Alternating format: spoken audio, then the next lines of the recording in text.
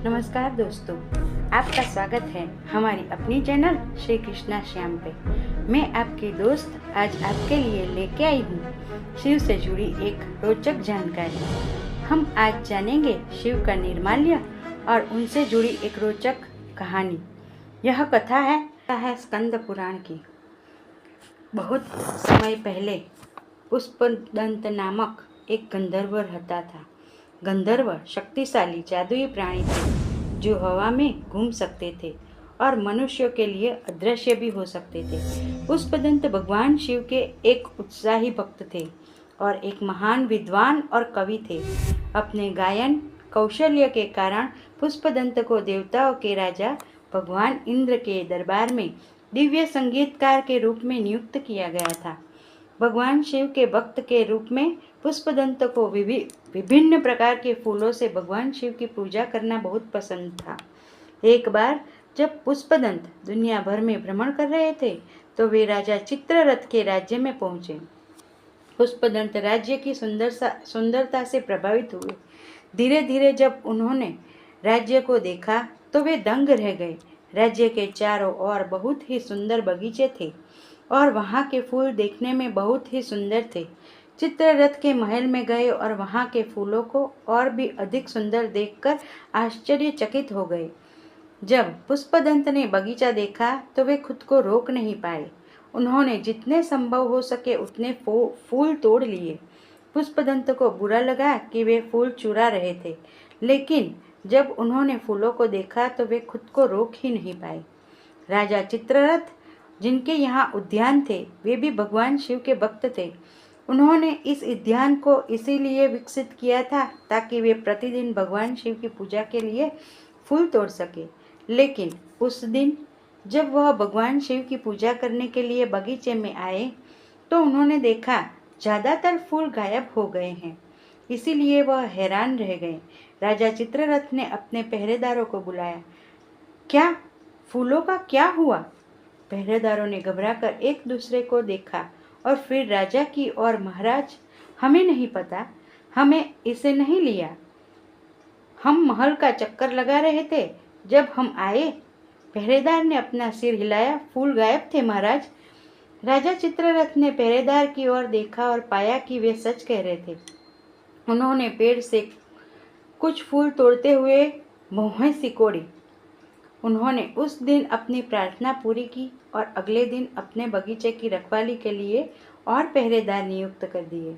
हालांकि अगले दिन जब उन्होंने शर्म से लाल पीले पहरेदारों को देखा तो उन्हें बहुत आश्चर्य हुआ और उन्होंने देखा कि आज भी ज़्यादातर फूल गायब है। राजा चित्ररथ क्रोधित हो गए। प्रार्थना करने के बाद उन्होंने कुछ देर सोचा। उसने बगीचे की ओर देखा और आसपास के सभी पेड़ों को देखा। उसने गुस्से से अपने पहरेदारों को बुलाया। पहरेदार, उन पत्तों को पकड़ो और यहाँ लाओ। उसने बेलपत्र के पौधों की ओर इशारा करते हुए कहा। पहरेदार ने पत्ते इकट्ठे किए और राजा के सामने लाए। इन्हें फूलों वाले पेड़ों के चारों ओर फैला दो। इस तरह जब कोई उन पर चलेगा तो पत्ते सरसराहट करेंगे। तुम शोर सुन पाओगे और चोर पकड़ पाओगे। राजा ने चिल्लाते हुए कहा।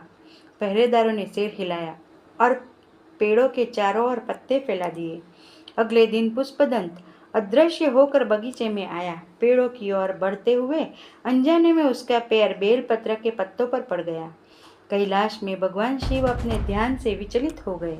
बेलपत्र के पत्तों का उपयोग भगवान शिव की पूजा करने के लिए होता है और वह उनके पसंदीदा पत्ते हैं।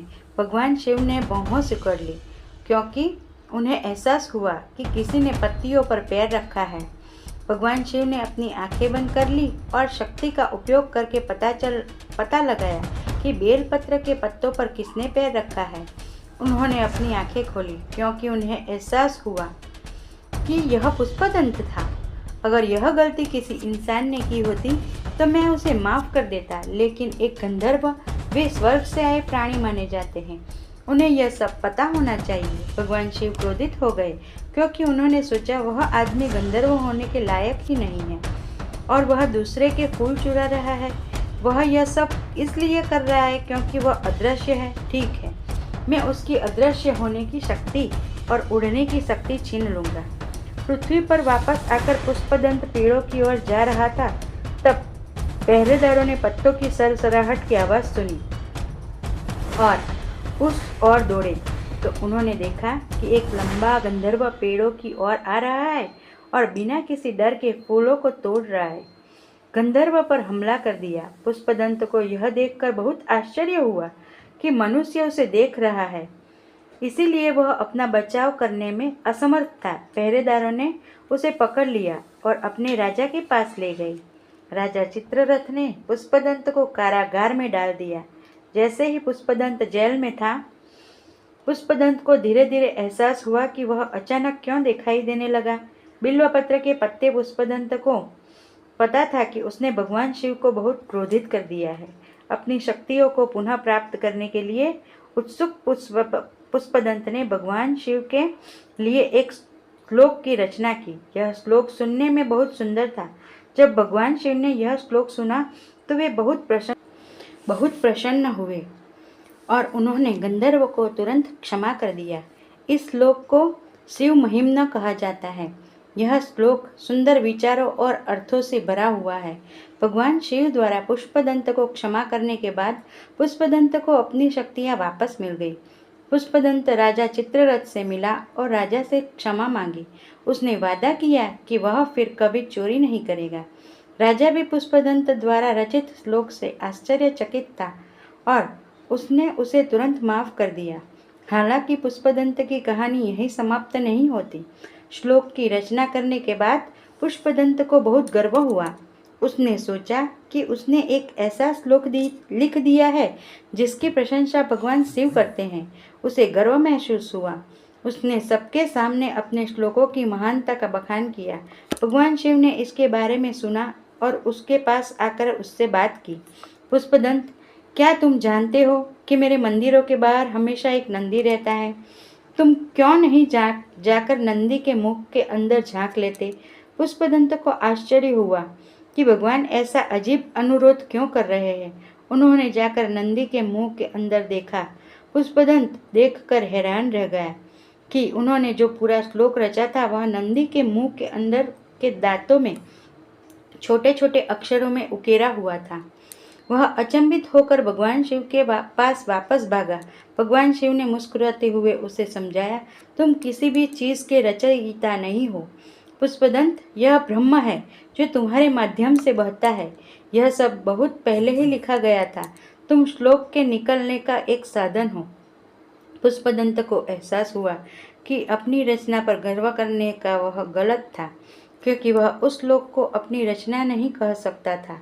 पुष्पदंत ने भगवान शिव से क्षमा मांगी और घर वापस चला गया और समझदार आदमी बन गया।